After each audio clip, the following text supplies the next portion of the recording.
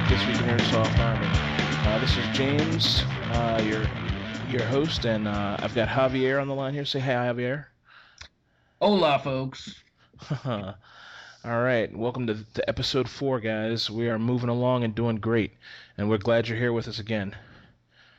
First up, we've got a little bit of news for you here, little station news, just to give a rundown of what's going on with this week in Airsoft. What do we got, Javier? Well, we've got a lot of great things happening. The show is definitely moving along. We're chugging along, and we've got we're happy to say that we're at 115 followers now or likes on Facebook, and from an organization that we didn't exist 2 weeks. I mean, less than 2 months ago. I'd say that's a big deal. And I'm not particularly proud of our numbers, just because we're not. You got to find us, and you got to look for us. Airsoft this week in Airsoft doesn't just appear on everybody's radar, and when they put in Airsoft, we're not convenient like that. So I'm proud to say that every single one of our followers and every single one of our friends on Twitter and everybody subscribing and all that good stuff. Those are all hard earned, loyal people, and I'm glad that they're out there listening. Other than that, I checked the stats today. We are officially the This Week in Airsoft Army has planted its flag and put his finger up to everybody else in 32 separate countries right now. So that's something to be proud about. We're out as far as where have we got a listener. We got a listener in Pakistan. We got our very small group of loyal one or two listeners in Afghanistan, but that's kind of cool because they're probably soldiers. And then we got people listening to us in all kinds of other weird places. And then the usual, we got strong following in Canada. They're second after the U.S. And it's good to have those guys up there listening. The U.K. is another strong group of people listening, and then South Africa, I believe it's after them. Surprisingly, we got South Africans love the show. So why I don't understand. They're cool people. I met a couple last year, and they're awesome people. For other than Airsoft thing, but they're cool people, and so there's a lot of good stuff happening there, and I'm proud to say that the show is definitely coming along. Now, with us coming along, we have to evolve, right? We have we're on iTunes now, aren't we, James? Yep, iTunes. You can subscribe to us on iTunes. Subscribe to us through FeedBurner. We're getting everywhere now, and we want you guys to be able to get a hold of us, get that content anytime, anywhere you can. So definitely subscribe to us. We're slowly getting up numbers there. Just since Friday, we've been on there. So definitely hit us up there. Check us out. Yeah, and I think that's the plan right now. We got to keep spreading our wings out. Keep getting our coverage out and letting people know that we're here for them to enjoy. And it's just simply about saying, hey, look, we're here, we're different, enjoy, and we're getting people to come in, and that's great. Also, what was I say? Also, oh, yeah, we started posting videos on YouTube, and James harassed me enough and made me. He said, you know what, you need to get on YouTube, and so. The first video went up this week on YouTube talking about it's not a product review. We're not so much doing product reviews just because you can go on the internet and be bored to death by 100 of those, and they all suck. I'll be honest, they all suck. I'm sorry to all you guys out there pulling your stuff out of the box, but they do. They're boring. So we kind of tried to go a little more in depth, and it's all me, doing these right now. So, send your hate mail, addressed to Javier Dark Horse, because it's not James' fault, it's mine. So I decided, hey, we're gonna talk a little bit about the product.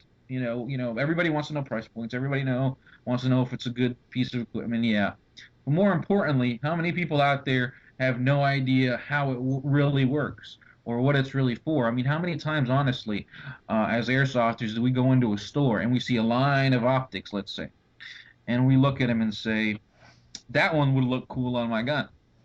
But do you really know how it works? Do you really know why it's a good idea? Do you really know why it's the best choice? And there'll be a lot of times where you make that aesthetic decision, and we wanna inform people. So the idea is let's learn something and go from there, and you hear me out. It's a good, long, in-depth conversation and discussion, and I think it's it's something that we need. I think everybody needs, you know. I'm a natural I'm one of these people that likes to teach. So, you know, it's just one of those things that if, you know, the more knowledge I can, you know, spew out of me and help others and you know, really bring other people up, it makes actually me happier.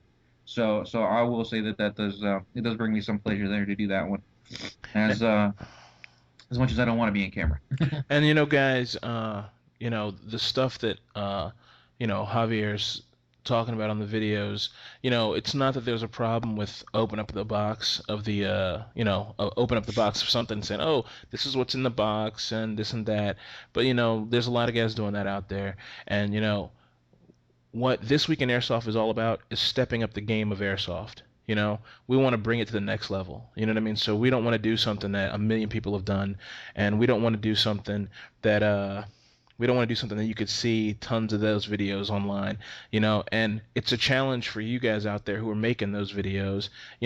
There's a place for that. Keep doing it by all means. But, there's nothing wrong with stepping it up to the next level, getting in there and saying, okay, we're going to do this and that. And this is, think of a new way to do it. You know what I mean? There's so much more we can bring to Airsoft by just doing a little bit more, So, everything you hear Javier talking about in the videos is coming from someone with real world experience, real world training taught by some of the best. So, you just want to keep that in mind, and a lot of it is applicable. A lot of the things he's saying everything he's saying is applicable to the real steel world, because that's where his knowledge is coming from. So, of course, some things in Airsoft don't apply, but it's still good to learn and good to understand, and it's going to bring your understanding that much further of what the tools we're working with and the things that we're emulating in Airsoft.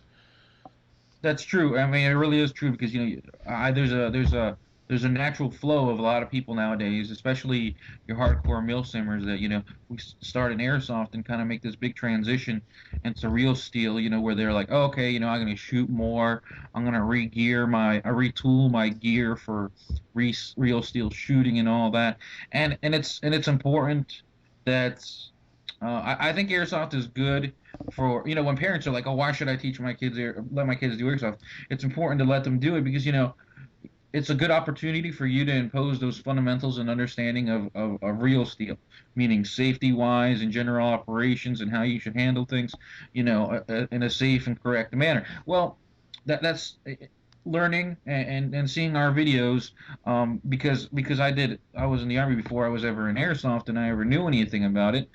Everything I do in airsoft is a direct, you know, mirror and repetition and refinement of what I learned through the army because those are good fundamental skills that shouldn't be lost in the sport of airsoft. You know, I know we're a little you know Mad Max sometimes with the way we do things in airsoft, but there's still a lot of important little fundamentals that are important to carry on, and it's important to learn right and the real steel because it's so safety oriented and a lot of range activity and a lot of training. You know, it kind of translates nicely over in airsoft. And in the army, it's important, you know, and in any military branch, it's important to understand every bit of your equipment. You know, as an infantryman, especially when we're in combat and when we do what we do, you know, we know everything that we have. You know, we don't use a weapon that we're not familiar with, and if we don't know how it works, we want to know how it works, and you don't pick an optic based off of you know oh, this looks cool or the price point or you know you pick it for the mission. You know, it's about and I'll say this all the time, and I say it all the time in the videos, and I say it all the time. Period. It's about the complete you know system, the fighting system or the combat system. You know, and your system and the fighting system is everything from your boots to your weapon to your helmet to your vest. And I was always taught to think of every little part of it and how it comes together in battle or in airsoft in the games now. So you got to think of the total fighting system, and that should be how you should look at everything that you do. You know, one, it'll save you money. Believe me, you know I'm not rich, so it's saved me money to think about it that way, and you'll be that much better for it. You know, you'll be that much better of a player. You'll step it up, and you'll enjoy yourself that much more. You know, knowledge is power, and it's important to seek it out. Absolutely, absolutely. All right, so Anything else on news, Javier, you can think of? The one other thing that I do want to talk about, that we're doing the station, we are getting ready to launch our, adopt a unit, adopt a combat unit campaign. That is coming out here soon. I am still working with the finalization of the unit that we're going to use, that we're going to adopt. There's so many guys in combat right now, that it's just a tough thing to do. But it's going to be an aggressive campaign to raise funds, support, um, equipment, whatever we can, and it's going to be about a. I think we'll be doing it for about a month or two, and when we do that, right now we're doing the biweekly show. But when we launch the campaign, we're going to do a weekly show. It'll be a little shorter, but it's mostly it's for the campaign. It's to keep you guys informed as to what's happening. So rather than in 2 weeks tell you, oh, we're hurting, we need more help. No, we can ask for that help on a weekly basis, and so you guys can lend your support on that more regular basis until the end of the campaign, and then we'll go back to our biweekly thing. But I want to focus a lot of energy and a lot of strength on this because it's close to me. I know James is psyched for us to do this, and more details will come out. We just got to get a lot of things finalized and a lot of things figured out. We will be asking for your money donations. If your local field and your local stores, we're gonna need sponsors and help. So start talking to the community. Start talking. This week in Airsoft Army, you guys need to start spreading the word that we're going to start this campaign, and the more we get the word out, the better we're going to do. This is 100% for the soldiers and the troops. That it's what, over 10 years now into the war, and it doesn't mean the same. It doesn't mean the same to some people anymore, to tell you the truth and to be completely honest. And this way, and this week in Airsoft is going to remind people, and they're going to remind them that we haven't forgot one bit about them and what's going on. So I'm excited. This is Yeah. going to be, this is amazing, and I want you guys to keep track of us for that, and be ready for more announcements as they keep coming out. Yeah, absolutely. This is, guys, I know you've probably heard lots of times. I mean, we're all kind of desensitized to what's going on, and oh, there's somebody giving something away to the troops, and they're going to send over some underwear and wet wipes, or that's not what we're doing, guys. This is an aggressive campaign. And aggressive, I'm not going to let the cat fly out of the bag, but aggressive is just not even a fair word for what we plan on doing. We're taking it really seriously, and we're going to give these guys everything we can possibly give them that they need and that they even want. We're going big. So we need your help, and we want to show these guys Airsoft isn't just a bunch of, namsy-pamsy, guys out there playing in the woods. While those guys are out there dying for real, we're shooting guns and playing in the woods saying, "Oh, this is great," You know, that's not what this is about. You know what I mean? We support the troops. Airsoft is in support of what they do, at all times, always, you know. So we wanna show these guys that, and we want to give them some much needed help. Uh, so we're gonna need your help, and we're hoping that you're gonna get on board with this with us. All right? Yeah, we're looking for strong support. I mean, it's about getting aggressively behind this, and not just being your other local care package drive. We really want to step it up. I mean, I can tell you right now that James and I are gonna be incredibly aggressive with this, and the time that we spend on this. Because little groups and local communities um, do their thing and put things together, but it's time for Airsoft and honestly takes so much from the military, and takes so much from them as inspiration in what we do. It's time for us to say, you know what, you do mean something to us, and we are going to show it in such a way that you can't help but see us and notice us. And it's important, and that's important too, because people got a very distorted view of Airsoft. We have a lot of veterans in Airsoft. We do. I mean, myself included. We have a lot of veterans in Airsoft. But then there are a lot of people that are veterans that don't understand it and see us differently. And then there's people in the real world that see us differently. Well, when a united national campaign, rallied around our little speck of a radio station that won't say no. Fights and shows that the community is worth a damn together. together is the key word, not just regionally or state-wise, then we mean something and we say something powerful to those people out there that might want to try and strike us down. Exactly. So yeah, guys, we're if you want to get involved, if you want to help us, there'll be I'll be putting up once we get to the stage of full launch of this, we'll be letting you guys know on all the ways we let you know stuff, Facebook, the next podcast probably, and Twitter, YouTube, all kinds of things. There'll be all kinds of media on this from us. And we're gonna let you know when it comes out, when it rolls out fully. And if you want to get involved, if you want to help, you can't put in money, but you want to help us out in some kind of way, we'll figure something out for you to do. Shoot us an email at thisweekinairsoft@gmail.com, and I'll be watching the emails like a hawk, as always. So, never hesitate to email us, even if it's hate mail for Javier. You know, I will. I promise I'll read it. So let's see. Anything else, Javier, on that front? No, no, I think that's all that's going on right now. I mean, we got a lot happening, and we're just focusing on developing and making a better show and getting to more people and getting more people pissed off at us. So I think that's what we want. Absolutely, build up the hate. Build up the hate. Yeah. You're not big time until you're hated. That's right. That's right. All right, so let's see here. Real quick, just a quick note. I'm not going to beat you guys over the head with this. Portland, Oregon. The mayor of Portland, Oregon is recently considering a ban on airsoft guns in public.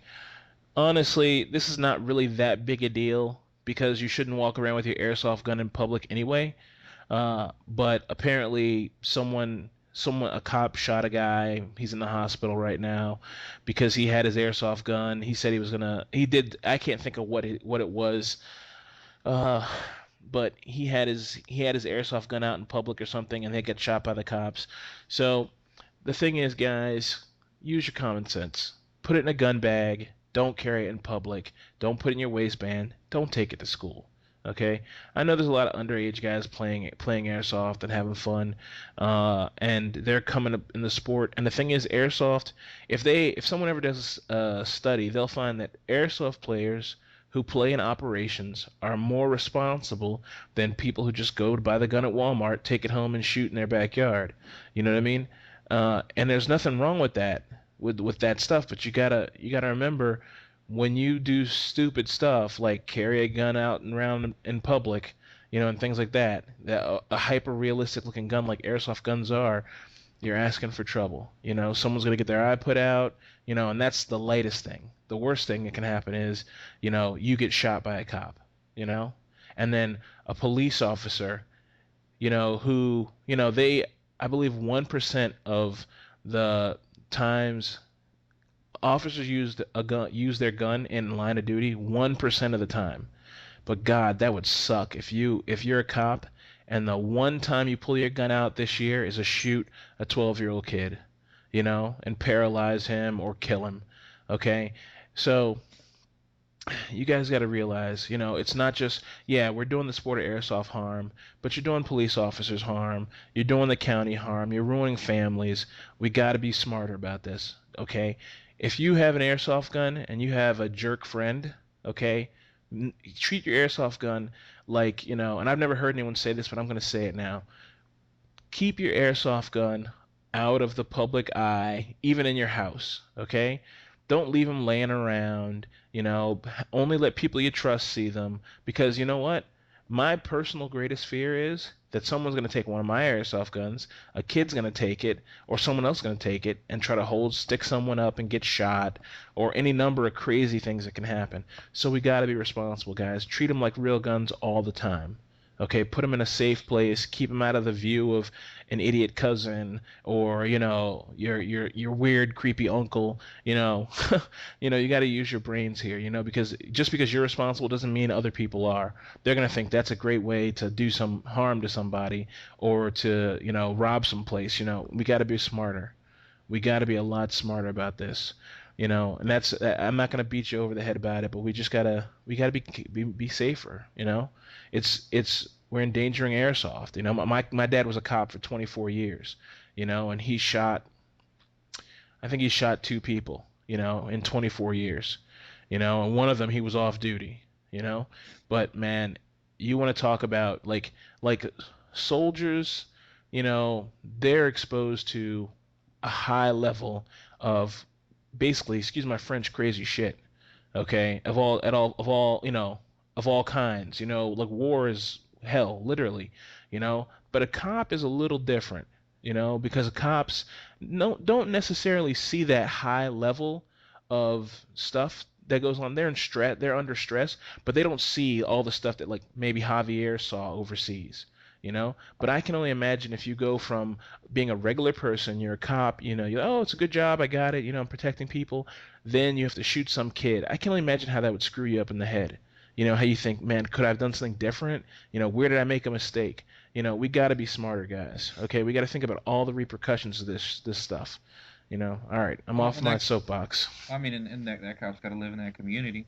Exactly, He's got to exactly. live in that community. He's got to see those people every day. Yep. I mean, there is a disconnect. When you're in war, because the training is this person is enemy. You're stopping them, and there's a disconnect, and I mean it's designed that way. That's why basic training is and all advanced training is designed to desensitize those kind of things. For a peace officer, you're dealing in some high crime areas. You're dealing with rapists, gangsters, and drug dealers, and you are dealing with a shady group of people all day long, all the time. But there is nothing more. I don't remember who said it, but there is nothing more destructive to the human fiber than to kill another person. And you got to go back home, and it's just it's a tough. And the press, everybody knows that. It's so those kinds of things are tough. It's like James is saying. There are victims on more than one side of the situation. There's somebody laid up in the hospital or in the morgue, and there's somebody who now has to live with the fact that, oh my God, I shot somebody with a toy. Even though you're within all the justification in the world, and you're under the assumption that, hey, this is a threat, and you didn't do anything wrong, who wouldn't feel guilty? And it's just you know the simple reality is that bad, nasty press is always much juicier than good, positive information. I mean, look at the news right now. Jesus, the nation's caught up in bad press. You know, but what was that National Guardsman that pulled that girl out of the way and got killed in the line? Was protecting her. And how long did we hear about that for? A couple days. Really, honestly. And here we are on the shooting of this kid and other horrible events, and that can't get enough press. You know, Somewhere along the line, this is going to catch on, and somebody's going to shoot the wrong person, and it's going to become national news, and it just that's how it goes. And it's easy for that to just be carried on and not stop going because people rather, for some reason, ratings are higher when it's nasty news. So for all the good things Airsoft does, you can do 10 good things in Airsoft, but all it takes is one to tear down all that work. And that's what we have to be confident across the board about and think about when we're out there doing our thing. I don't take my airsoft guns anywhere other than around my house and to the game. They're in a gun case, you know, and it's just the way you got to do it if you want to be treated, right, and you want that respect. So it's a lot. It's a lot to take into consideration. And the funny thing is, it's a lot of consideration, a lot of thought to put on somebody, at 14, 15 years old, where you're like, you're bouncing around. Obviously, I don't think the same way that I now at 27 than I did when I was 15. But it's the responsibility of older players like myself. It's the responsibility of veteran players. It's the responsibility of those guys, honestly, that know better to guide those new players. Don't shun those kids out because they're new to Airsoft, or don't this ain't Vietnam. Don't ignore him until he survives, and then a couple weeks, and then you can talk to him. No, no, you bring him in, you say hey, welcome, and you tell him, look, have you ever played? And then this is how it goes. Unwritten rules. And that's how it should be. It needs to be that way. if we want to go anywhere with this damn sport, and we don't want stupid stuff to continue popping up in any in every other state about legislation. So it's gonna keep happening if we keep giving them the ammo to do it. That's all I'm gonna say about it. Absolutely. Absolutely. All right, cool. I feel good about that. I think we got it all out. Yes, yes, I feel politically and religiously and emotionally purged on Easter. Oh, jeez Louise. All right. Let's see what do we got here next. Although So I will say that last night was not the same way. all right, cool. All right, so you want to talk about let's see, we got here the levels of players in operations and the different levels. Yeah, it's Airsoft is one is a very big community. I mean, there's no doubting that, and there's a whole kind of range of players. There's from, like you said, the I bought my player gun at Walmart, all the way up to your veteran big op players that play national events. And it's important for us to kind of understand all of this, and kind of put it out there, because there's some guys that, like, don't see it, don't know about anything beyond their neighborhood game. I mean, that's a reality. I mean, I know, I'm new to the Washington area, so the kind of play here and the kind of play on the East Coast is like day and night. I mean, it really is, honestly. From because on the East Coast everybody's tightly packed together, so if you don't go to a local field to play, I mean, you really don't want to. You shouldn't be playing anywhere else because you get in trouble. People are a little more stringent there.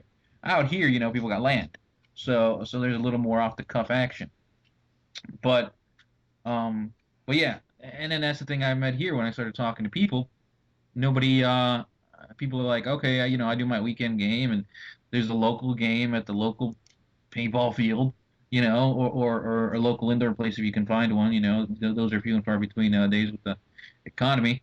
But there's no national awareness of airsoft beyond their little area, and I think it goes to a weakness of airsoft and why we can get jabbed in one state or the other, Right.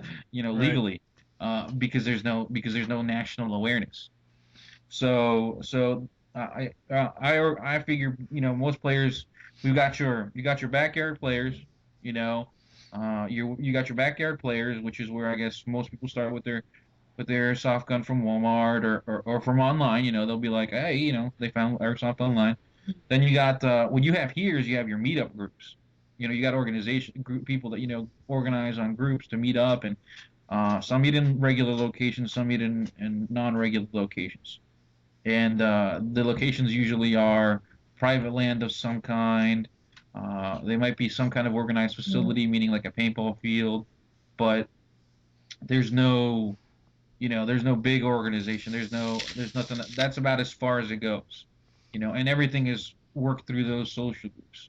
Now, on the East Coast and other parts of the country, you have everything organized through fields, paintball fields that host airsoft. And people are like, oh, I don't like doing that because I'm gonna get paint on my gear. I'm like, you know what? If you're not willing to get your stuff a little dirty, you need to just get off the field. What are you doing out there if you're worried about getting your multicam a little dirty? You know, go home. And while you're when you go home and you're done whining about getting a little green paint on your multicam, take a little bar of soap and clean it off. And then it'll be all good. It's okay. you know. But and then after that, you got your big regional areas. So you got regional ops, and those are the games hosted by fields and organization. Like on the East Coast, you got in the central Mid Atlantic area, you got Mapper, the Mid Atlantic Airsoft Player Registry, and those guys will try and organize big games there in their little area, or at least announce them. So you get a coordinated effort there. And then you got your national ops. So you got that's your John Lewis with Lion Claws. That's your Oklahoma Invasions. That's your new American Mill Sim. That's your what's the other one down south? Um, in around Florida. there's oh, is it It's Lights like at Out? the Let me no, no, look. no, the Oh, tip of my this. tongue. What's that? It's on the tip of my tongue, but I can't get it. I can't think of their name. I've seen them from Schwell, Airsoft. You know, if you guys know YouTube, you've seen Schwell on, and I forgot they're called. Jeez Louise. Now I can't remember the name. Yeah, yeah. But there's also obviously very famous. There's Pine Plains and then there's Climb the Glory. Those used to be together, but now they're separated too. Just like Oklahoma Invasion and American Milsom used to be together, but now they're separated too. So you got that's four, that's five, and then I think and there's a sixth one. Damn, I cannot remember to save my life. But those are national level events. Those are your 2, 3 day ops with continuous play or semi-continuous play, and strong left and right sides to sign up for and play. Uniform requirements and all that. And I think and then so those are your categories. You Oh, got your backyard. we can't forget international level. Oh yeah, well your briquettes, yeah. Brigette. If you can afford to go to Sweden, sure. Yeah, absolutely. Yeah. It's on my Well, bucket list. it's on the bucket list. You know what? I'll be. Oh, well, what's that? What's briquette? 4 days straight? 4 days? Three, four No, days? it's like 3 days. It's like 3 days, but it's 24-hour continuous nonstop. There, Okay. there's no there's no like segmented breaks, and I think that's what the big difference is between like a Brigette and a John Lou, because John Lou's ops, and I've never been to Oklahoma Invasion, but I know John Lou's ops, they're segmented. You have your first half, then your second half, then you have lunch or something, then you have another half, then there's a night game, and then so on and so forth throughout the weekend. But Brigette just runs straight through. You know what I mean? Yeah, yeah. And I mean, you're in a whole new different continent playing airsoft. I'm Yeah, just that absolutely. that appeal into itself is like, oh my God. Yeah. So you got you got your backyard players, you got your kind of meet up social group players, you got your organized at field players, and then you got your national op players. I think that's a nice general safe breakdown. So what's that? 4 categories? Yeah. Okay, so that's 4 categories of player. Now airsoft, whichever level you play on, you're an airsofter, and it's not bad. You're not above anybody, you're not below anybody. But I'll tell you what, you'll go to the, and this just happens. You go to national op, and if you're not one of those dudes that's equipped and ready to go, you're looked at like an alien. And if you're one of these guys that goes to these local games, maybe on just the weekends and the meetups, and you're hardcore equipped and ready to go for what would be a weekend worth of playing, you're looked at like an alien too. So it's important that we understand that while we are in our little categories and our evolution of airsoft as we move along, that we're not alien. We're all airsoft. I would like to see everybody kind of work their way up to, let's play these national level ops type of games, and that be where we mostly live. And not just because it's like the varsity or the big leagues of airsoft, but these higher level games offer a much more structured, safer, controlled environment that provides you an excellent experience. But at the same time, doing airsoft in such a way that it leaves no room for doubt, as to what you're doing. Playing in your backyard, playing in these local meetup events, and doing it sometimes on public land or private land. Sometimes there's room there for sketchiness, I guess, to the community. But when you push yourself into organized events on fields and then the national ops, um, it's a safer environment for the, let's say, the good PR of the event. And I will say too, a lot of these events donate money. A lot of these events donate a lot of money to soldiers' causes and veterans' causes. So, I know guys that'll be like, I don't go to Lion Claw events for 2 reasons. One, I'm not going to pay $150, $200 for an event, and I'm like, okay, well, it is 2 days, 2.5 days. You're there 2.5 days, but you're playing 2 days of game time in a location that you would never get to be on otherwise. and and you do realize that, like at Irene last year, John Liu donated $10,000 to the the fallen or special operations foundations, for fallen special operators. Yeah, absolutely. Is your local team field donating that? I mean, you have your charity game, and you raise a couple, you raise like a couple hundred or a couple grand, but $10,000 check, boom, here, hand over. You don't want. I mean, I love the idea of being a part of that. I think that's incredible. I just had fun, but my money went to such a good cause. So I mean, you want to do something on a higher level and something different. Sadly, you got to pay for it. I know And, the economy sucks. and plus, if you go to these higher level ops, then you get better locations and mount sites and things like that. And there's nothing wrong with playing in the woods with your friends or with your local group, but you don't get the you know you have those like kind of shabby rain washed wooden buildings. You don't have the like huge legit mount sites with spider holes and tunnels and you know roads and destruction and motor simulators and all that kind of stuff. So that's the cool thing about going to the big ops, which I personally love. Meetups are great, and out here I play with. I occasionally get to play with some guys out here in Maryland, off from Mapper, who are really cool and really patient and a lot of fun to play with. But and they have their own field, which is nice. You know what I mean? But I know not everybody has that option. I mean, when I first started playing, I lived in an apartment, so I couldn't go anywhere to play. Couldn't go in my backyard. There's no backyard. I couldn't even go to a place to sight in my sniper rifle. So, it's good to have those fields around, but yeah, there's just a big difference in when you go the different levels. Yeah, and it really is. It's that evolution of the way you play, and how people bring their game out and start. And it's I know. I mean, I know that when we play with the team. We sport some heavy duty gear. I mean, there's no doubt that we're carrying some a good amount of equipment. But it's everything has got its place and everything's got its purpose. Um, and as people will learn, the more time you're in a game, the more you realize that you don't have enough stuff sometimes. Now I'm obviously not going to tell you to overload yourself to the point where you can't walk around. It's the same way. In combat. We were like, you don't need it, don't carry it, and that's the same philosophy.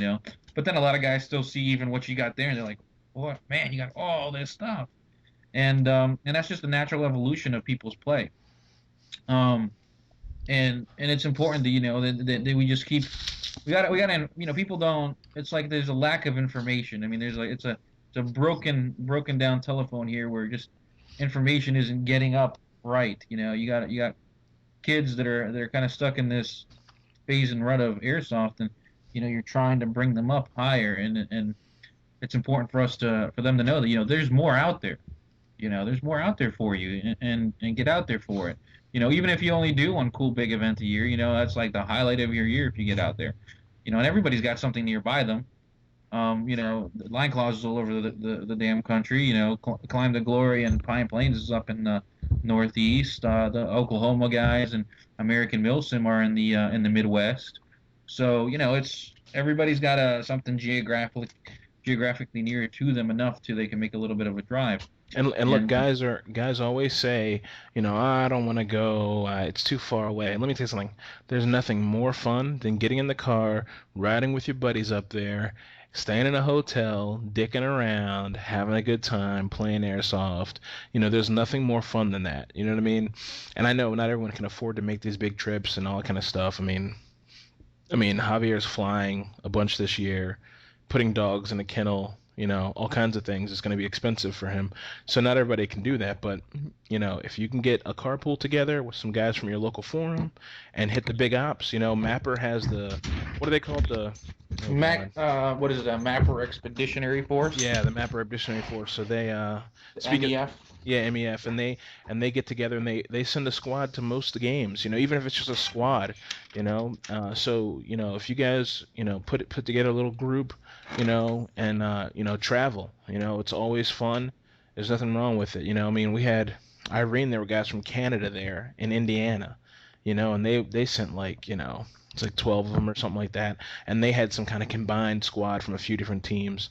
So definitely make it happen, guys. It's go to the when you I'm telling you, when you go to the national ops, it's so much more fun.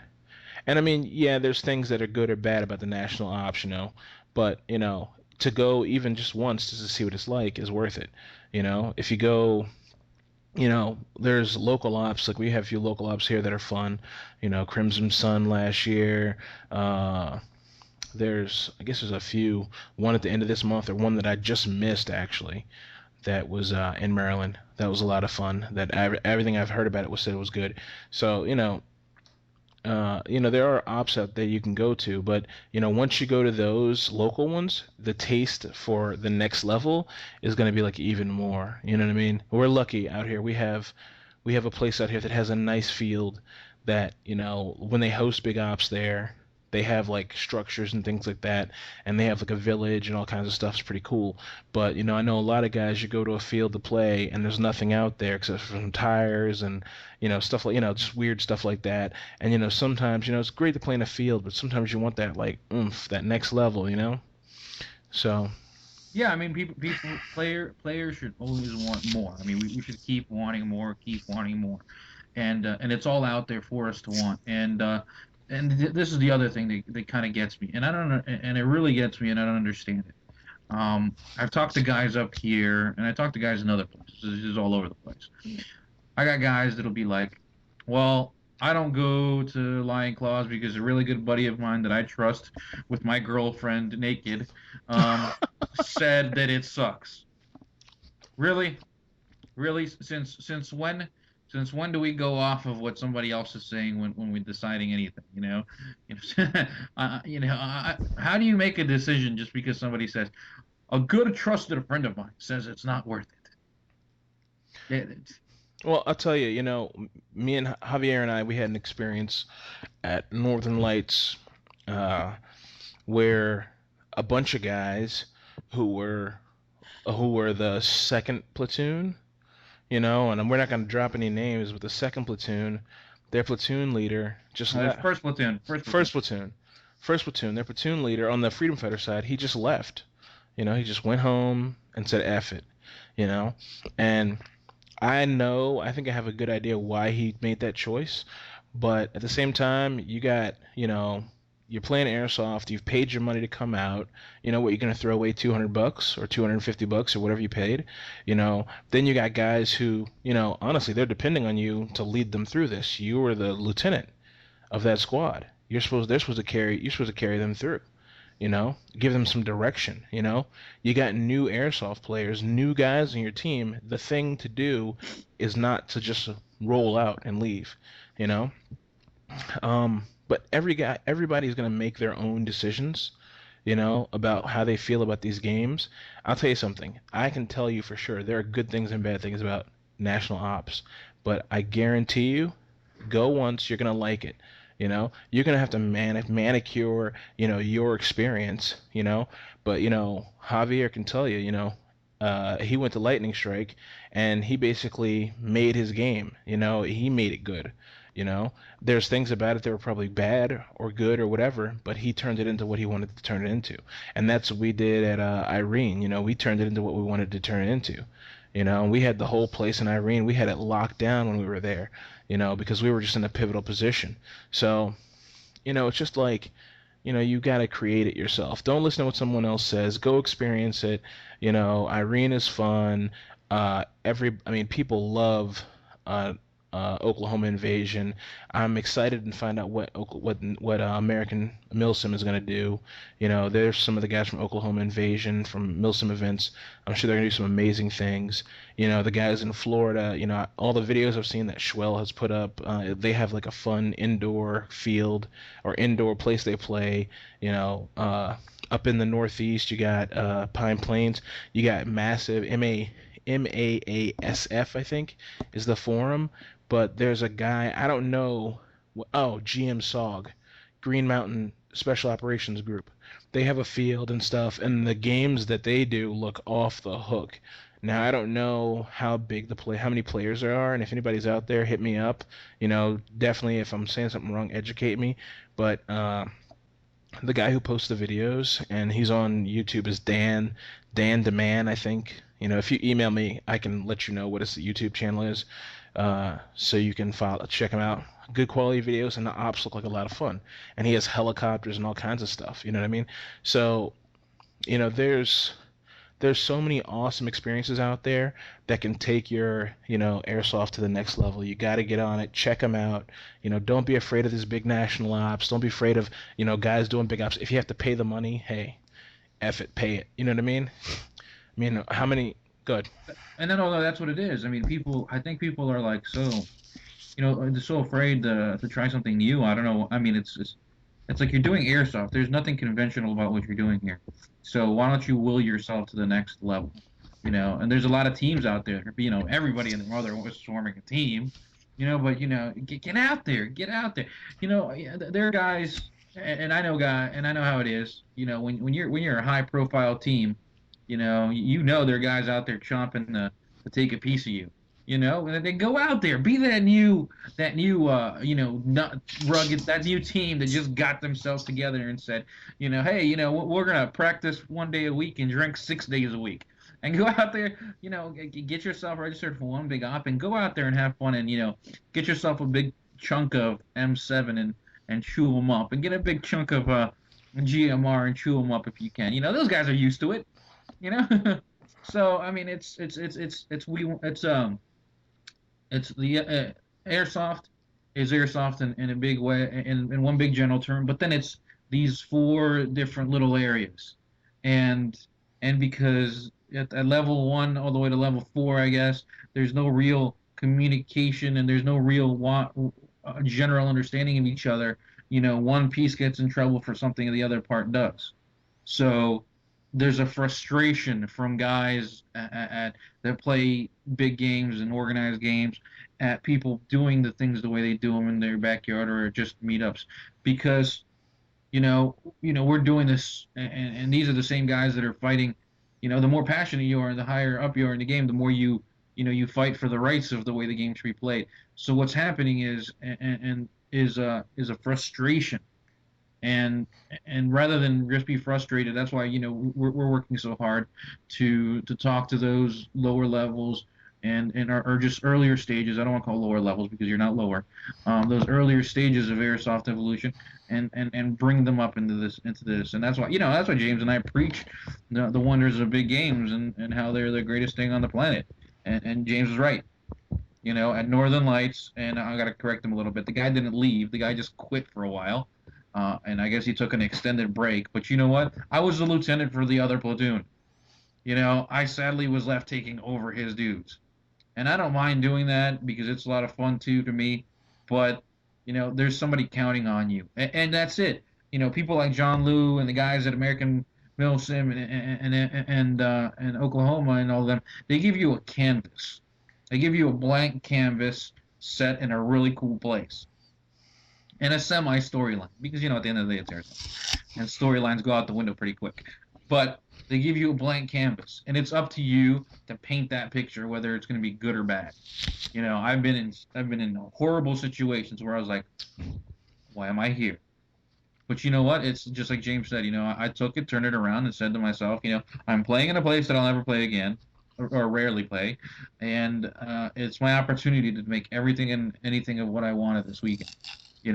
So you got to go in with that attitude.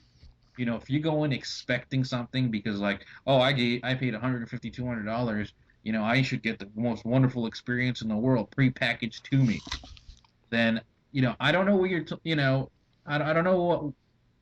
I don't know where in life you're really gonna get that. I can't imagine. I can't for the life of me think of a situation where I'm guaranteed exactly what I want. Short of going to McDonald's and even then, you got to be careful. So this crazy understanding that these big ops should be everything you expect them to be and more is kind of ridiculous. It's what you make of it, and it's how you change. It's your attitude towards the event that makes it good or bad, and that's fine. Honestly, there are going to be people out there that they got their heights set so their expectations set so high and the bar set so high that they can't see beyond the fact that, hey, I'm in a cool place with cool people doing some fun stuff, and running around those woods is a lot of fun. But when you get that first bit of pyro and you're get that first bit of action in a place that feels more realistic and on a different level, basically, yeah, it's hard to go back. Yeah, absolutely, absolutely. I remember I remember listening to a long time ago. There was a podcast, probably one of the first Airsoft podcasts, and now it's gonna kill me. I can't remember their name. They're at some guys out of Texas, but they interviewed GMR. Okay, and in the interview, one of the guys from GMR said he said they played Irene and they were like, this is the top. Then they went to Burgett and they were like, I can never go back to Irene. You know what I mean? And that's, I understand where he's coming from now because, once you've played at that level, at the big op level, it's hard to go back and say, oh, I just want to dick around in my backyard, which is fine. But, you gotta, you keep it moving because you're gonna have so much more fun. Because as you get up to that higher levels, the knuckleheads who made the game not fun at the lower levels, at the backyard level or at the small meetup level, those guys aren't there. They don't have the wherewithal to go to a big op. The guys at the big ops are the guys who said, I want to pay, I want to have the fun. you know Oh yeah, there's a commitment. yeah. There's a commitment to what you're doing at that level. There's a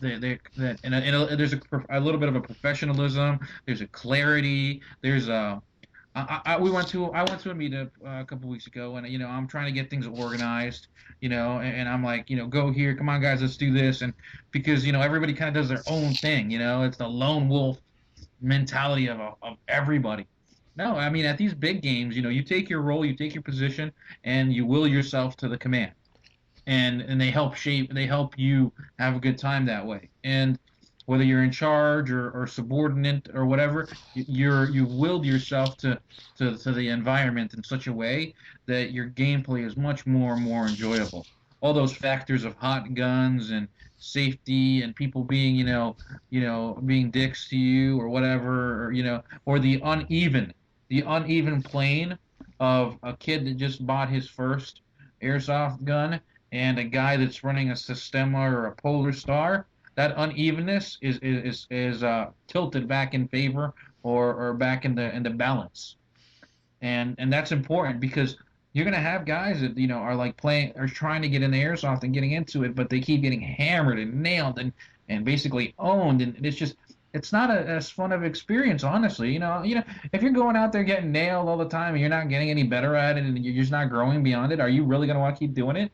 So these bigger games have a nice tendency to help even the odds, if only so much, but in such a way that you can really feel on equal footing. You get your group of guys out there, you get them up against a group of GMR guys, and they're shooting this fast at this rate with these rules, and you're playing in the same ball game. So, at that point, it's who's got it in the brain and who's got it in the skills, that wins, not who's got it in the gun only and who's got it in the equipment. So Yeah, that's great like that. nobody knows the field. Nobody knows what's going to happen. So it's not like you go to a local place where, the Joe Schmo squad has been playing for 6 years. And so they know the field, they know every little nook and cranny. And basically you go out there and get spanked. You know what I mean? You get your friggin' butt handed to you. It's not like that. There, everybody, like Javier says, on a fair playing field.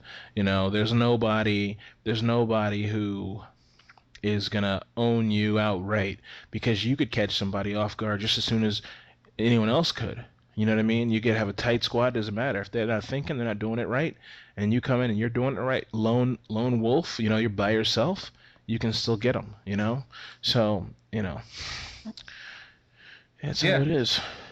And then just the one last thing about the about this thing right here with even when it gets to that level, you got your egos too, and those people that are like, you know, that are Oklahoma Invasion and American Milsim or Oklahoma Invasion and that's it. You're missing something. Those people that are like, I only do Pine Plains or I only do Lion Claws. You guys are missing something.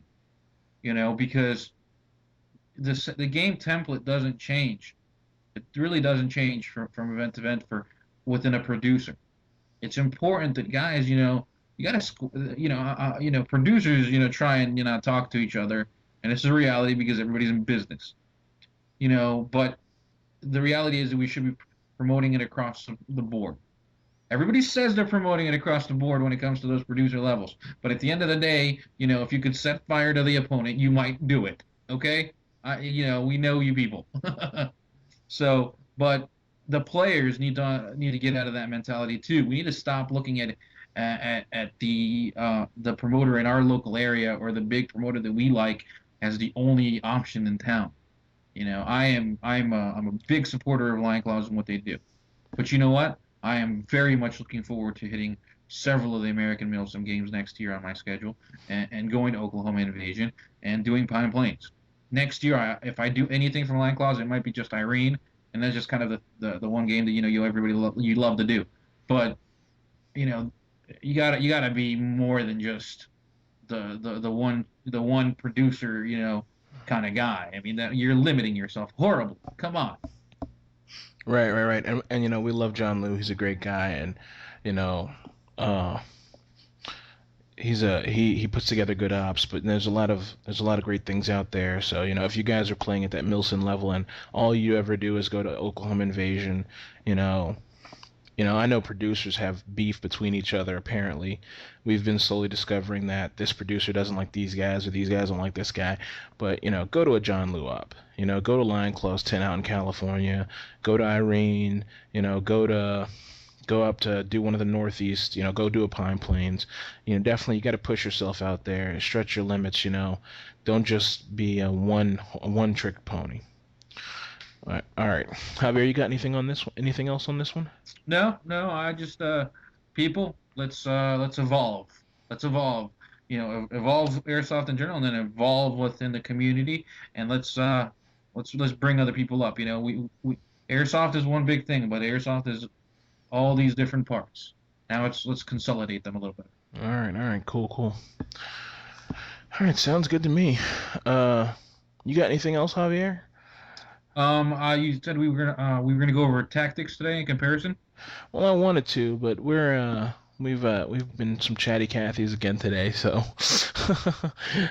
if you want to, we can do it. If you want, we can do it. We can go long. We're at 56 minutes right now. Yeah, we'll do that. We'll go ahead and let's go into it a little bit, and if people are tired, they can stop listening.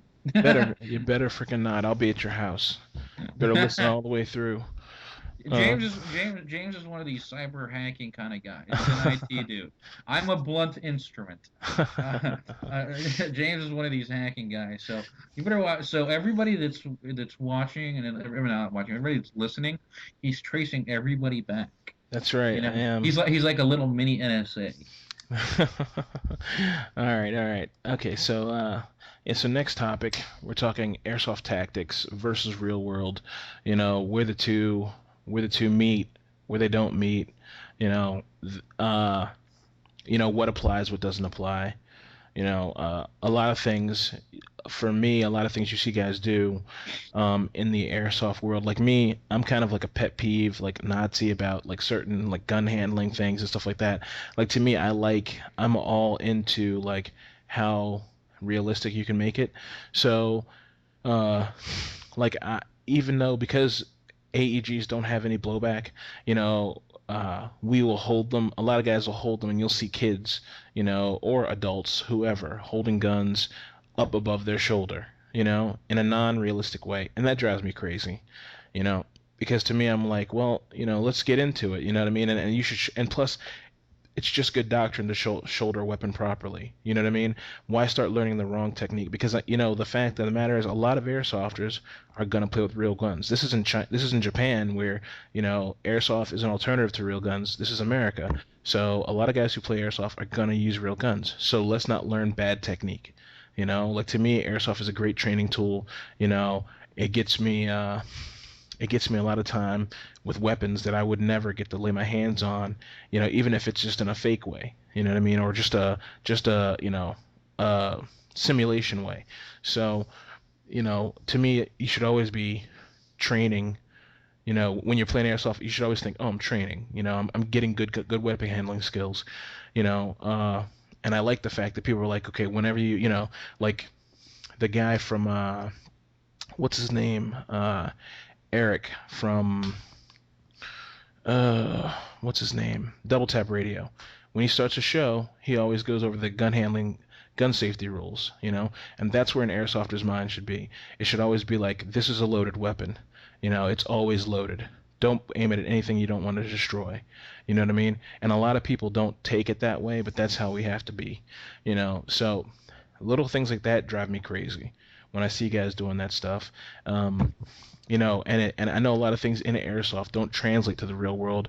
Like, you put a M4 in the hand of a Marine who's never played airsoft, you put an M4 AEG in the hand of a Marine who's never played airsoft, and say, shoot that target 500 yards out. He's gonna be like, okay. And he may use some of the techniques he knows, and of course that's impossible. That shot can't be made with airsoft.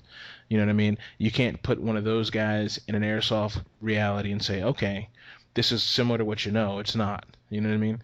So I don't Well, know. let's break that down. Okay, I'm gonna take that right there that you're saying. Let's put an airsoft gun in the hands of a Marine, or let's put it in any rifle. All right. So when you get your weapon, obviously, you get into you look at your fundamentals of marksmanship. Uh, your uh, your sight picture, breathe, trigger squeeze, and you get into that position, and all those variables take into consideration how you shoot, and because you want to be accurate to distance. The farther you go, the harder it is. That obvious concept.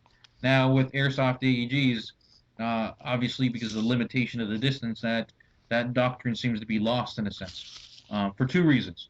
One, because the rifle and the M16, let's say, the most common military weapon used in airsoft, or replica model, since all the AEGs are the same inside basically.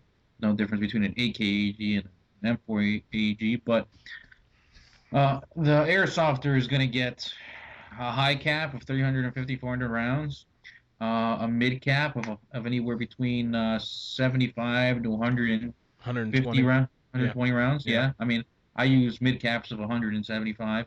I mean, 75 rounds, not 175. And that's just because big ops, mid caps, and I just don't like carrying. I don't need that much ammo. But it'll explain itself here real quick. So that M16's got 30 rounds. Well, each one of those 30 rounds and a standard combat load, times eight or times seven, depends on what you do. Different services, but usually times seven, and that's all you got. You got to fight with that. And when I mean that right there, that combat load, that can be one high cap and more. And so each round counts in such a way that you don't waste rounds. Airsoft, because its natural tendency to, out of the box come with a big high cap mag, says to you and says to the average player that I can lay into it, drop rounds, and hope for the best. Spray and pray is the universe in which airsoft sadly tends to live in such a horrible way. And so that's a big contradiction right there. People say, the fundamentals of marksmanship are very important. They are important in airsoft too. They're more important when you go into, kind of sniper rifle domain. But there you go, right there. Why hold the weapon in such a perfect, proper stance and proper way when it's an airsoft gun? There's no recoil, so at least unless you got a blowback, and so there's no need for that fundamental, because you're not losing your sight picture from shot to shot unless you're that sloppy. And I mean, there are people out there. So there's our first one right there. simple fundamentals of marksmanship and the concept of how you fire, rate of fire, are very different. You know, uh, like James said, those fundamentals are important to keep in continuous practice. I am not going to put the incredible detail into sighting down my AEG now, even though I'm an experienced shooter, um, to the point where I'm breathing and no, it's reflexive shooting for me. And I use my EOTech replica, and that fundamental is something that can transition over and continue. That there's your crisscross. Fundamentals of marksmanship to the highest degree are something that doesn't travel well together in airsoft. Because of the ballistic nature of a BB2. But the reflexive firing skills, the reacting to contact, and quick reacting shooting, that is a very, very, very translatable skill. You want that ability to quickly engage. Now, some people will engage and lay on the trigger and a spray of BBs until somebody says uncle, or I recommend and I always use give it a 3 to 5 second 2 to 3 second burst, excuse me, 2 to 3 second burst. If it helps, when you're sighting in on an enemy, and an opposing player, get up, hold the trigger, and when you hit the trigger, hit say get some, and that's it. Let that get some. That's your stream. Get some. Boom. That's your stream. Get some. That's your stream of rounds. If you watch the Magpul videos, those guys are, what are they saying? Bust it, Yeah, bust them. bust them, bust them. And I mean, let that be the length of your trigger pull. And you with an AEG pulling 13 rounds a second, that a second and a half or 2 seconds of bust them, you're gonna lay a nice spray down. And the reason why I'm like, do that, because hit it, bust them, or get some, let it go, and at that time you can search and assess left and right. You're looking around. Once again, another one of those cool Magpul terms you'll hear, that is old as dirt can be, just because it's not new, because it's on their DVD, people. The Army's been teaching it for years. Although we didn't come up with bust them, and I use banana. That's what I use. Get a longer burst that way too. Banana. It's a longer word. So that's what you do. And the reason you do that is this: you're asphyxiated on the target, and you're hoping you got him right, and you're not going to stop, or you're going to go into a longer burst, waiting for him to say I'm sorry and I'm out. But in that time, that you didn't stop, search and assess, and find a secondary target, the secondary target finds its way up and finds its way to get you. This is a common problem and a common issue with airsofters, because you'll lay into a guy, and remember, when you're laying into your guy, you've exposed yourself, maybe, and you put yourself in a vulnerable, tunnel vision situation, that you forget that, hey, him and you are not the only ones on the field. Yeah, and people are they're following your stream back to where you are. Oh yeah, yeah. Everybody's got tracers in airsoft, Yeah, So yeah, it's coming right back. yeah, absolutely. So you just gotta, that's a key thing that Javier said there, and I noticed that a lot of times, guys, people don't search and assess, they don't look, they're like, they shoot and they're like, oh yeah, and they're concentrating on this one guy, and then they get nailed, and I noticed, that's the big gap between like a bunch of guys who are like, oh yeah, we're a team, whatever, and then you got like the guys who are like totally, at a whole, like, a whole nother level of like play. These guys who, they train those, search and assess and push the weapon out and, bust them and all that stuff, um, but that's a big thing. I always wonder why the turnover, infield turnover, is so high. And of course, guys haven't been trained. None of us are. Some of us are military, but a lot of us aren't. So we don't have that kind of training. But No, and it's what people need to understand. This is too. Going to those courses and classes is, if you can afford them, that's good for you. I plan on going to. I'm either going to do Haley's or Magpul's, depending which one for the schedule is, later this year. If not early next year, I'm going to do a couple of their classes. Just because I always want to learn more, and that's cool. And but you got to understand too, this training and these tactics are as old as time can, when it comes to the marksmanship and weapons manipulation. The way I explained it to a buddy of mine, and we were talking to guys, um, the tactics of combat when it comes to fire and maneuver have not changed since World War II, World War One almost. When linear warfare was kind of ending its era with the advent of the machine gun.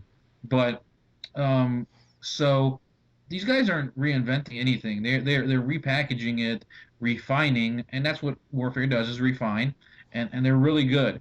But you got to remember, we're not nothing's being rehashed here.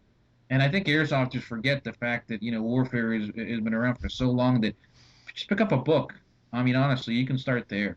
You don't have to go blow $50 on the Magpul videos. You don't have to kill yourself that way. I mean, you got just you can find a TM at a surplus store and a training manual or a field manual that says fire and maneuver techniques. Team A fire suppresses on the target while team B, moves around to the side or behind in order to assault and close within, and then to shift fire and hit your target. So, I mean, that's an extremely, extremely simple concept. And airsoft, and there's another one right there. There's a cross right over there. Both airsofters and real military fire and maneuver. Most simplest battle technique on the planet. Why don't airsofters use it enough? You know, because of two reasons. One, because at the lower unorganized stages of airsoft, in which we're at the meetups in the backyard fields, we we're all everybody wants the glory and everybody wants to be the dude.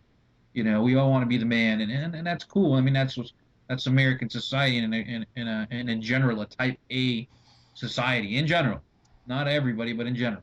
So what the army teaches and the army breaks down is that individuality and that individual concept.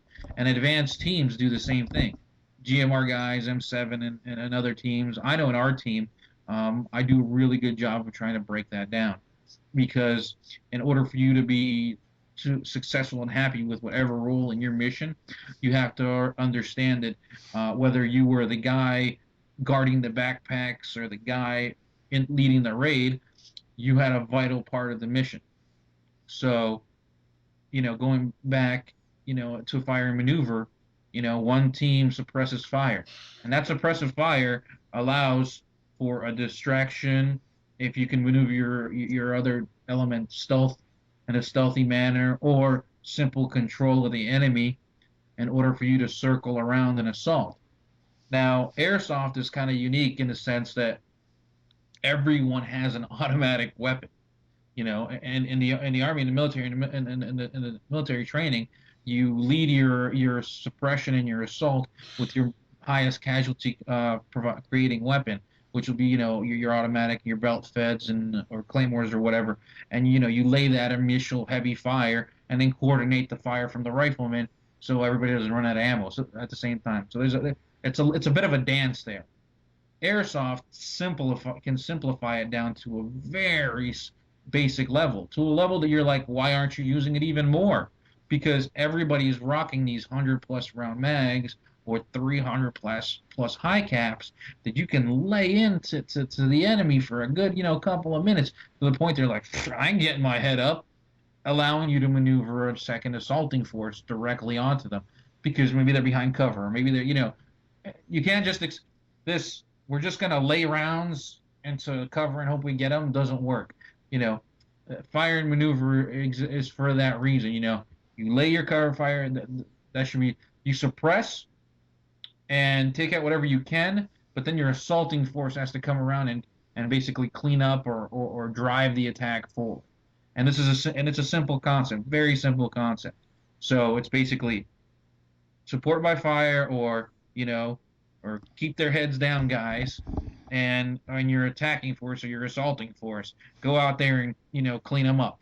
So this is a very very simple crossing over kind of concept that can easily translate into both airsoft and the military and our real tactics. Now, if you're playing airsoft and you want to keep yourself on a real steel level, kind of mentality, watch your trigger control when you're suppressing fire or when you're playing in your game. Use your bustum or your banana, as your measuring stick for your burst. That's messed up. Your banana. But and then your rate of fire too. Control those things. So that's where back and forth. You got to think. Oh, I'm an airsoft. I got a little more flexibility, but I'm thinking real steel. So control yourself. So back and forth. Those are really that beautifully come back and forth in a simple, simple, simple. It's been around for forever. Concept of warfare. And it's something that we need to see more of, because I'll tell you what, there's nothing more exciting than it coming off beautifully like that, because it's like you guys work together, it's that team, and it's that, we're a team working together. There's that's amazing. It's an amazing. And the problem is this is a big problem, here is that we're watching these Magpul videos, and we're watching Travis Haley and Chris Costa do their thing, and we're seeing the individual two-man movements, back and forth, cover fire in advance. But these guys are teaching marksmanship skills, Right. and individual bounding movements, right? Right. So the problem is they're not instructing in the wider range of combat, which is fire team movement and platoon and higher level movement. So you got, and this is the problem with it. You got these airsofters and players watching these videos, and watching this instruction, and seeing these guys. And Travis Haley was he? Was he a Force Recon Marine? I believe so, but I'm not 100% sure. I think he was, yeah. I don't think he was out there with just one other guy doing his stuff. He's out there with this squad. He's out there with his team, and that's something else we need to remember too when we're learning these advanced handgun and weapons manipulation skills. They are big range skills, but you have to remember that they may not always translate over well into combat situations with fire team and larger elements. They are excellent skills. But we have to remember that the buddy leaps and bounds system is not how warfare is fought. No, it's never. War is not fought in buddy teams. It's fought in fire teams and platoons. So you have to learn to maneuver those elements together, not just A and B can move from point to point, covering each other. That's a huge misconception and a huge problem that I can clearly see in airsoft. You watch other teams, go on YouTube, watch other teams train, and watch how you do it. And all you see is the leap and bounding of a buddy team and individuals. It's big in a mountain environment and urban environment training and CQB stuff. You'll see a lot of that, but that's not correct. It's sadly these. It's not their purpose to mislead people, but people are getting the wrong message, and that's just not going to work for you in the long run. And it's not real steel. It is not real steel. Just strictly buddy movements and contact is not real steel. To a degree it becomes that, but it is the maneuvering of larger elements. Yeah, and I think what they're doing is because these aftermarket sort of training classes and stuff, Magpul, Viking Tactics, stuff like that. These guys are designing things for law enforcement, for PM, private military contractors, maybe some soldiers, but not really. It's more designed for that other kind of environment. So what happens is you have them teaching things that's not made for. It's not really made for airsoft, because those guys are teaching stuff that if you're a cop, it's probably two or three of you. So It's not meant for large scale. Yeah, it's not. Yeah, warfare. yeah, exactly. It's not 300, 400 player game doctrine. Yeah. It's situational too. It does apply much better to law enforcement where it's you and your partner. It does work. It is important for operators, and a lot of special operators take these courses. Once again, they are smaller units in combat and in action. It's to your team alone, or your small group alone. So we have to remember that there's a difference between an airsoft. There are no operators in airsoft. I'm going to get that right out of the way right here, right now. There are no operators in airsoft. A team like M7, or a team like GMR, or these other guys cannot exist and not cooperate on a battlefield without the support of follow-on support units and their ability to cover fire for them, control areas of the battlefield. A small tactics element is very good in a small space. They can maneuver adequately and well. And on a mount site, let's say like at Fort Drum, it's a big site, right? GMR is not controlling that whole site. They have other elements that are fighting battles in different directions, and they will penetrate into another area and launch their assault. But we look at it and we think it's a domination sometimes of the entire battle space. But that's not true. They're not existing without the support of the rest of their units doing their individual missions. Right. So we got to stop looking at their training and think that that's what we should be. That's the only thing we should train on. And these guys teaching these courses are teaching those, for the little piece. You got to remember there's a big piece to it too. And the mentality that, little piece, little piece, little piece, little piece, learn cool handgun techniques, learn cool weapons manipulation, seems to be drowning out the greater fire and maneuver, large scale elements working together mentality that wins games and wins wars. Right. And it really, and honestly, I had to tell you, it hurts. It hurts airsoft because we forgot that. We forgot that, when we go out on the battlefield, it's not just about showing the mastery of advanced weapons manipulation skills and buddy, leaping and bounding and movements. No, it's about winning the campaign with the whole force working together.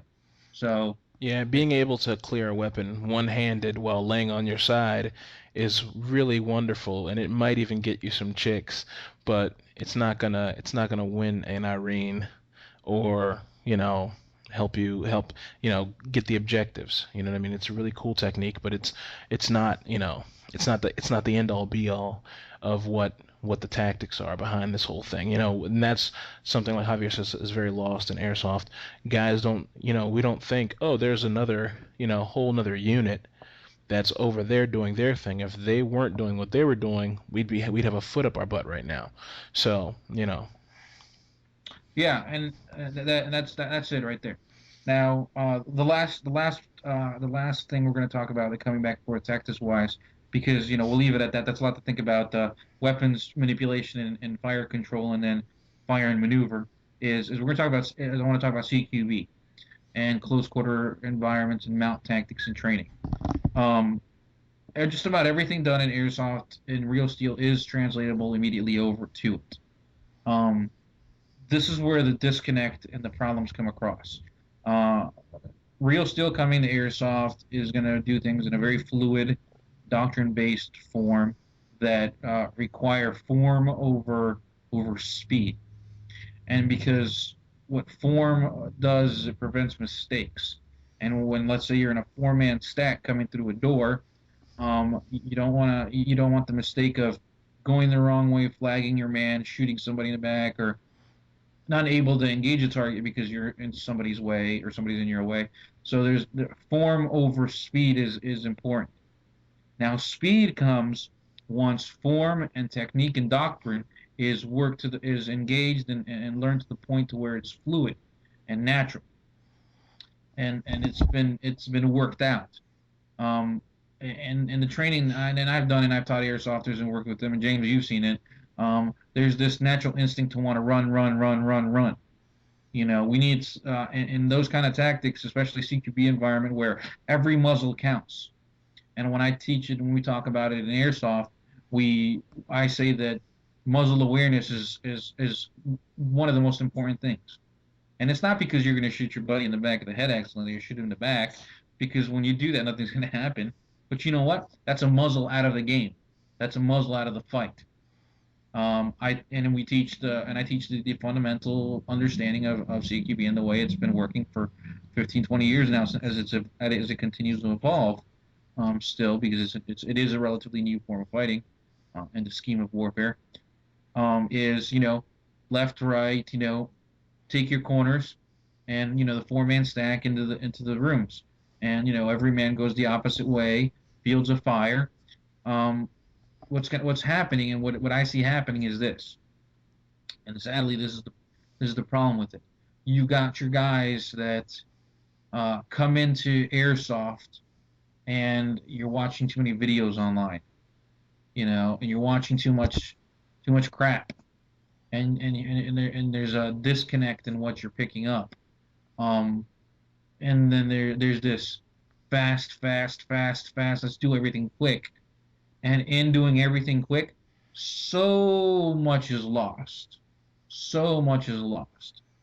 The fundamentals of covering your corners, watching your fields of fire, and watching your muzzle are all lost on 80% of the videos I sit and watch online. You can sit down and you can watch any video that I might do, an instruction, and find something wrong. That's easy to do in Mount CQB and environment. It is the easiest form of tactics to look really bad at and do really wrong. It's simple, cut and dry, and everybody's going to do it, but have you learned anything, and where are your fundamentals? Your fundamental is your corners first, muzzle awareness, and your fields of fire. All right, what do I mean by corners first? You go into your room, you look and you check your corner, and then pull out to your field of fire. People are like, well, what if I see a threat and then blah blah blah? Well, you have to prioritize. I mean, the mount environment, like any warfare environment, any combat environment, is about percentages. A bad guy is more likely to hide in a corner somewhere behind cover than he is to stand in the middle of the room wait for you. That's just logic right there. Where would you hide? And if you're gonna tell me I'm gonna stand in the middle of the corner and wait for the team to come in, you're an idiot, because I know you won't. All right. So you gotta prioritize. Yes, engage your target as you come through the door and take that guy out in the middle of the room, but immediately quick back into your corner, because what about the threat there? And real quick, Javier, just to interrupt you, the thing is, what you guys have to remember is when you're coming through the door, you're not like, I see a lot of guys, and when we play airsoft, like guys will stack up and go through the door, and really it's one person through the door at a time. And what happens is one person comes to the door, he stops in the door jamb in the fatal funnel, looks around, he's confused, he's like, oh, and then he goes forward, or he sees a threat and he shoots and he stops. That's wrong. You need to keep going, and you got to remember the only way that stacking works is because multiple barrels are through the door at the same time. You know what I mean? It's not just one guy, it's two or two and a half guys and three barrels, and then within seconds, within quarter of a second, the fourth barrel's coming through the door. So it's like it's happening so fast. You've got to move, and I'm not going to claim to know a lot about this. I'm just telling you what I've seen, and what just is common sense to me, and what I've been told and taught. You know what I mean? It's multiple barrels. So yeah, stop and get the guy if you see them, but you have to finish your rotation, I guess, quote unquote. Go to where you're supposed to go. You know. Yeah, I mean, you got to remember that the guy, if you're the first guy or the second guy, the guy behind you is counting on the fact that you will do your piece of the puzzle. It's a four-man stack for a reason. It's to break the room down into four fields of fire and four areas. If everybody's coming precisely in on the heels of each other, it doesn't give the enemy time to react to any individual, and you've got multiple barrels coming through the door as quick as possible. You're distracted by let's say I come in the room and the guy goes to the right immediately, but there's a threat in the left hand side of the corner. Well, as the threat assesses and sees that your guy on the right guy going to the right is coming in, you know, if the guy behind him on his heels is moving at the right pace, smoothly, he will cover his back and quickly engage to the left. You know, so it's just you gotta. It's about getting that flow and everybody doing their job. You'll get a lot of guys, and all of them will come in. Well, guy number one will come in, cover the center, move to his corner. But then once again, guy number two is going to go to the center. Why? Why are you going to the center? Unless number one got taken down and out, you know, you should trust that the man in front of you cleared that area and went to his perspective part of the room. So you immediately clear your area. That understanding that your piece of the puzzle is what matters, not the whole cake or not the whole pie. Your piece of the pie matters, and that's what you need to be responsible for, is what makes for an efficient entry into a room. If you watch the videos and you reference some of the big teams, the guys that play, like I said, I referenced the You see this M7 guys and the GMR guys, and you watch them go through. These guys move at incredibly high speed. That's because they have a fluidity of everything they do. But if you watch, none of their doctrine is they don't sacrifice doctrine whatsoever. And they can move that fast because they understand my piece of the puzzle. My guy goes right, first guy goes right, I go left. He goes right, I go left. I mean, it's just you automatically, you move. Now you're going to see videos online where guys are bum rushing and moving quickly through indoor places and facilities, and they're either alone or maybe with one other guy. But what happens here is you can see the breakdown in doctrine. Their excuse becomes, I'm moving so fast that he has no time to react. Okay, well, that works in airsoft because you can go into a room with two or three guys, and at the end of the day, the only thing that's going to happen is you're going to get knocked out if you don't get them all. All right, if you're lucky enough. In real world, in real steel, that is the worst possible thing to do. Anybody that was going to stand there with a straight face and say to you that all you need to be is fast and have semi good technique is going to get you in trouble because that's how you get killed in real life. I've never met a soldier, and I've never met anybody in combat. I've never met anybody that I've worked with and instructed, and other veterans that have told me that I rather move fast and aggressively, and kind of let luck play its game over doctrine and well versed techniques. You know, so you guys gotta we gotta look at it and see it those both ways. You can go online and you'll see what I'm saying. And we gotta be careful with that. Speed, precision, and aggression, and violence of action is important, but it means nothing. It means nothing without good, solid fundamentals and understanding of combat and doctrine before you go and try that. It's simple. Crawl, walk, run. That's how you should bring training. You know, especially mount training. No weapons, no gear. Crawl, walk. Go through the buildings. Then add some weapons so you got barrels, and you're going to start walking it and go a little faster. And then you run full gear equipment through. And honestly, it should take a whole day to get from crawl to run. And if you want to, crawl day, walk day, and run day. And that's how it should be. This we want to run is wrong, and that's not how you learn. You learn through careful, paced movements.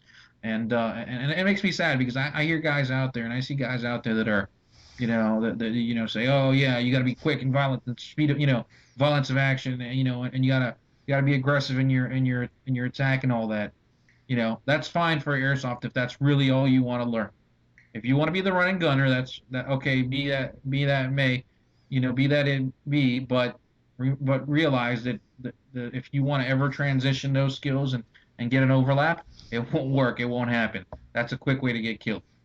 So we do have that. When you do doctrine right, it crosses over. Yes, very well. When you do doctrine bad, it doesn't cross over well. You can either limit yourself in the airsoft, or you can, teach yourself right and do both, and do it right. And to those guys out there, and I hear this too, they're like, oh, I do my own little style of CQB and mount, and it works for our team because regular four-man stacks are predictable in nature and all this and that.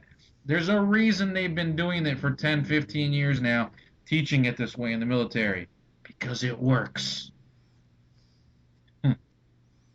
Yeah, there you go. There you have it. That's how it is. I mean, there's always room for something new and radical, but I'll tell you, if it's new and radical, um, it's something that has to do with something like this. I seriously doubt it's going to come from airsoft. Yeah. Where they're going to say, the Army's not going to look to airsoft and say, man, that is a radical training technique, and we're going to start applying that in combat. It's not going to happen. That's just the reality. So, everyone can do what they want to do, and we're just, Javier, he has experience, from going into rooms with real threats where people are trying to kill you. Me personally, I am a computer guy. I have no experience in these kind of things, but I think to me it's important that if you're going to train right. Why learn the wrong thing? You know, and this is, of course, airsoft is airsoft, and we all live in a world where we're like, well, this is just something fun to do, and nothing bad is ever going to happen. But who knows? One day you may need to use those things you've learned in airsoft, if you've learned the right techniques, to say, I need to go to, the real steel firearm I keep under my bed to, keep my family safe, or what have you. You know what I mean? Zombie apocalypse. Or the zombie apocalypse, which we all know is going to happen. So, we've got to prep for these things. We've got to be ready, for whatever crazy, scenario happens. Why learn bad technique, No, okay. Every member of our team that we play with, and you know what? I don't give out this, and somebody's going to eventually ask me this. What team do you play for, and what's the name of your team? I'm not telling you the name of our team, and the information on our team, because you can hate me on the show, but leave my team alone. These guys are good guys. But the way I look at each player in my team is this: is I know it's not life or death. All right. So I know my job is not to get them home at the end of the week alive. That's gonna take care of itself, as long as nothing, as long as they don't fall off a three-story building or something worse. But you know what? There's a value. There's a value to every individual in your team and your unit. And is that person valuable and useful if you're throwing them out there like, like a sacrificial lamb? And that's, sadly, that's a mentality sometimes that flows around in airsoft. Hey, just run out there and kind of get yourself out there to expose them, or to provoke a response. No, I will tell you that you will get more done.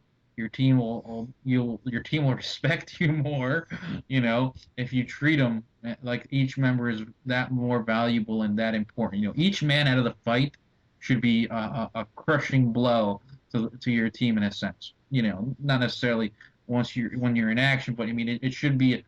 You shouldn't count your victories by simple, oh, I got the objective and how many guys I killed. I count my victories by how many times I was able to keep my guys from being knocked out of the game. Because that's more time all of us together enjoying the game. Exactly. And when you go to a big op, if a guy gets killed, he's probably gonna hump it back to the respawn, and by the time he gets back to where you were, he's not gonna find you. You know what I mean? So of course, Combat ineffective. yeah, exactly. And then your team is now combat ineffective. And it's funny, you look at like a Pine Plains. Pine Plains, and this is what I've heard, and what I've read about some of their ops. You have you have like a four-man, or let's say a five-man team, then the CO will ask you, and like two of them are dead. They'll say, are you combat effective? How many people are up on your team? And you say, oh, well, we have 3 out of 5 or 3 out of 6 up. And they'll say, okay, you're combat ineffective. You can't do half the stuff you could have done if whatever. So, when you think about airsoft, it's fun, to just be like, okay, I want to pick up this gun and shoot, but when you want to go to the next level, you need to start thinking about all the things, that have to do with it. It's just like when you play a video game. You play a video game, there's some guys who just go in the video game and just play and don't think about, like, oh, this is how this works, and how can I optimize it to its full potential, And in airsoft, it's the same way. There's some guys who squeeze all the juice out of every technique and real world thing they can learn to get the best possible outcome. And then there's other guys who just aren't ever going to do that. And that's perfectly fine. There's a place for those guys. There's a place for both type of player. But if you want to be the best you can be, get all that juice out, squeeze it all out, because there's so much you can learn. There's so much, from having the right gear, the right guns, having your team all have one specific type of firearm, you all run M4s or you all run AKs or whatever, you have, you see stuff like, guys run their bangers on their back, they run their flashbangs on their back. Well, why do they do that? So their team member can grab the flashbang. These are all little things that give you just that one little extra edge, and there's lots of stuff out there you can learn and lots of common sense things you can do and apply to make your team the best possible group of guys you can possibly have. Yeah, I mean, if it's a well organized team, there's a method to the madness. Those flashbangs on the back make perfect sense because you got a weapon. If you're in the stack, you want the guy behind you to throw it in, not you, because you're watching the doorway. Same thing with, why do you wear helmets or a headset? Well, one reason you wear a helmet so you don't mess your head up when you fall over something. And it can happen, especially in these mountain places. Why do you have that? Why do you have that the strobe on the back of your head or on the top of your helmet? Well, you know what? It's a signaling device. It can be used for other things in airsoft. It doesn't just look cool. It's not just an accessory, unless you have the one that's the speed loader, and then it's definitely an accessory. Why do guys wear big vests with 10 magazines? Well, because I'm not running 160 round mid caps. I'm running 70 round mid caps, and Or I need low this caps. or low caps exactly. Why do I not use a dump pouch? Oh, because it's something that wobbles and rattles and bounces off of the side of you, and it turns into a catch-all when you might need something out of it. It's a pain in the ass to get something out of it. See, there's all these things. Why does everybody run M4s in your team? Because that way we can share mags if we need to. Oh my God, can you believe that? I can switch mags with anybody in my team and be able to still be effective. To all the guys with a P90 and a AK and two M4s and a SCAR and a long SCAR in their team. You can't share mags with anybody, can you?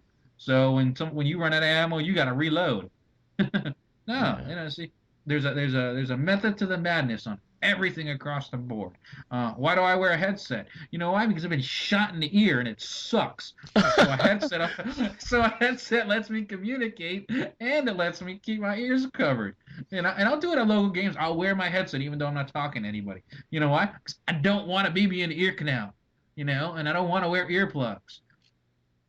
So it's all that. There's a method to the madness of all of it, guys, and more gear is not bad. Extra gear is bad, and I'll be the first one to go around and tell you, why are you carrying that? Why can't you get your backpack off your back? Oh, maybe it's because you got that knife in your lower back that you'll never use in airsoft. You know, so Right.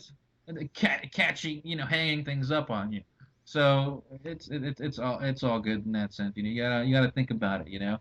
Before you go out and make fun of that dude wearing all that stuff, you gotta ask him, well, maybe why is he doing it? Does he know something I don't know? Yeah, exactly. Exactly.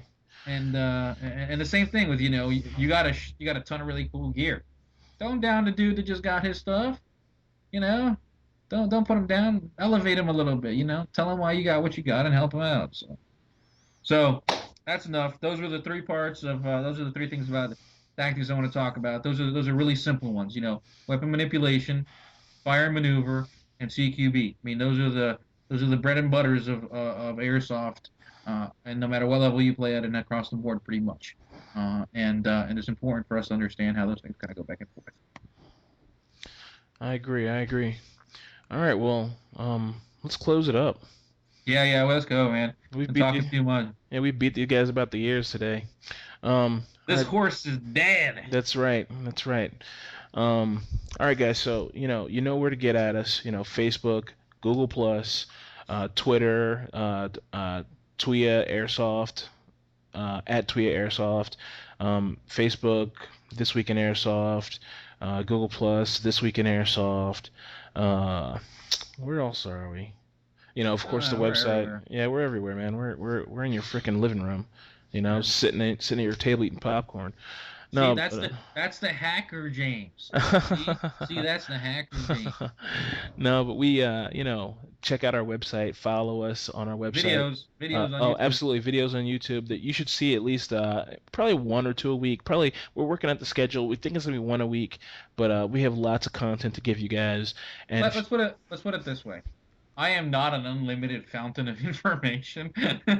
Sadly, I am not a void of information that James can keep plucking out like rabbits out of a hat. So we have to slow him down from putting the stuff I'm working on out. So so exactly. yeah, we have several videos. We don't have unlimited videos. Yeah, it's good stuff though. It's really good stuff. Lots of knowledge there, and it's not your average airsoft equipment review. You Hey, I know, don't know. I don't know anybody else that can talk for 18, 20 minutes about a PEQ box. there you go. Exactly. 30 minutes Exactly. about a helmet. Exactly. And the thing is, it's not, and that sounds like, oh, it's going to be like, oh, this is rambling on. Trust me, it's not. The Reflex Site video that's up right now, and then Javier's alluded to a few things that are going to be coming in the next couple of weeks that are already in the bag that we're going to be putting up. Um, there's a lot to learn there, and he covers a lot of things like real world applications, why it's important in airsoft, how you can use it, and it's just suck it up, you know what I mean? It's a lot to learn, and it's going to take your airsoft game just to that next level, because it's going to help you apply. You're going to see he's going to give you a piece of the puzzle, a little bit of tactics information, and say, well, here's the piece, do whatever you want with it. So then you can take that and you can apply it to your own battle doctrine for your team or just for yourself or however you're rolling. You know what I mean? So there's a lot to learn there. So definitely check it out. Of course, hit us on our site. We're now on iTunes now. You can subscribe to us on iTunes. You can subscribe to us on FeedBurner, or Google. You can search us out on Google, Google Reader if you have that. You know, I don't have a link up to the feed yet on our site, but I'll put it up. And if you guys have anything, we want your comments. We want to hear from you. Is this podcast too long? Is Javier rambling too much? Is James not talking enough? Is James talking too much? Is my eating an apple while we while we do the podcast bothering you? Tell me Do, whatever it do, is. do we need to add a female host? Yeah, there you go. Yeah, Exactly. There you go. I mean, somebody need to hear a sexy voice other than than mine. exactly. Oh God. Just whatever you guys want to tell us, even if it's negative, tell us. We're not taking posts down. We have some negative comments on our page. We're not removing things. Okay, we're not censoring you at all. We're not going to delete you or ban you. You know what I mean? Unless you're harassing us or being a dick. But for the most part, neither of us are afraid of that. We're not bothered by it at all. So Yeah. I tell, mean, what are you yeah, gonna, what yeah, are we we're gonna gonna, do? yeah, exactly. This is America. Say whatever you want to say. We're not gonna censor you. It's for everyone to see. You know what I mean? So let us know what you're thinking. Um, you can hit us on the forums that your local forums where you've seen us. But email is always good because then I'm gonna see it right away. Javier is gonna see it right away. Or post it on our forum on our site. Okay. Yeah, guys, we're on to be honest, we're on like over 35, 36 different forums. So it's a little hard to keep up with everybody there. As much as we try and check it regularly. Like we didn't post up this last weekend. So, you guys, we always post like once a week. But and it's just hard to keep up.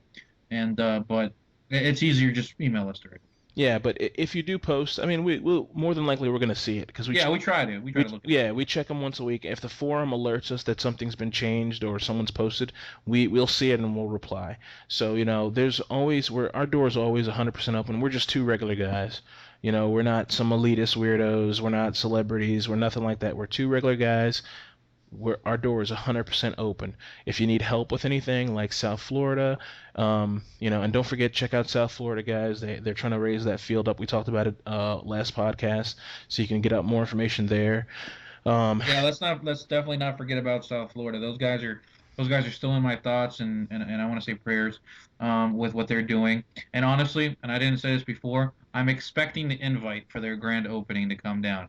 Can I make it? I don't know. It depends on when they're opening. But I definitely want to come down to that field and see, what this week in Airsoft Army contributed. Exactly. So, definitely we're about the community, guys. We're about making airsoft better, So let us know what you're thinking. Even if you don't agree, we want to hear your comments. You're important to us, because we're just like you. We play, you play. We're going to see you on the field. People are going to see us on the field, at all these big ops. We'll be at Red Storm East next, you know, We will be at Red Storm East next here in what less than 3 weeks. less than 3 weeks, exactly. So we're going to be there, just right on the field with you guys. We're not going to be standing at a booth or doing anything crazy. We're going to be there with our team playing. So come, No, no. If you guys want to bash us and you want to tell me how much of an asshole I am, you can find me at Red Storm East. I'm going to be the guy standing next to Sergeant Debrov, his first sergeant in charge of whichever side of the Russian side. So if you're beneath me, please insult me so I can give you a crap mission. I'm sorry, I'm not kidding. And if you're on the American side, come say hi, call me a bastard. and that's cool with me. And I'll send some squad of elite badasses that I meet out to get you and kill you, personally. I know. Yes. That's the link. See, that's the reach of my power. I don't have the internet like James does. You know, I gotta move my little airsoft pawns of the game whenever I get a chance. But this will actually probably be the last time I take charge. I've been platoon leader twice for ops, and then this is the first time I'm gonna be like second in command as a first sergeant in XO, and it's tiring. It is tiring work. And after that, it'll just be playing, anonymously. But please come say hi to us. Say, hey, I heard your show and you guys are cool, or you know, if you want to punch somebody, punch James, okay? Yeah, punch me at your own risk. I'll be You waiting know. for you. Yeah, you don't want to punch me. It brings out the PTSD, and I don't have the Agent Orange to go for me, but it brings out the. All right, guys. All right, we could ramble on all day. All Yeah, right. yeah. Let's go. All right. Have a. It's Easter Sunday. People got to go find eggs. That's right. That's right. All right, guys. I'm James. This is Javier. Say Yes, bye, it is up Javier. here. Bye, people. All right. Have a good one, fellas. All right, talk to you later.